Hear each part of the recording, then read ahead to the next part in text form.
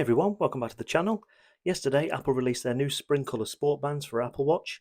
The one I've got here is called Sunshine, so let's take a look. The packaging might be familiar, it's unchanged from previous versions. This is the 45mm variant fitting all 42, 44 and 45mm Apple Watches, as well as Apple Watch Ultra and Ultra 2. Rumours are swirling this year that this might be the last year for backwards compatibility, so let's hope not.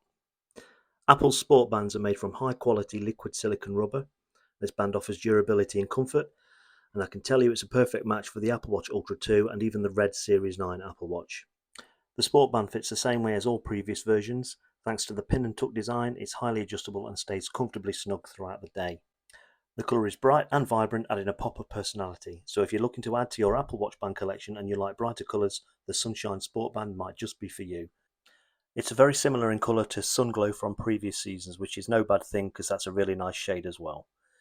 So that's the new Apple Watch Sport Band in Sunshine from Apple's Spring 2024 collection. If you like this video, please give it a thumbs up and subscribe to the channel. Thanks for watching.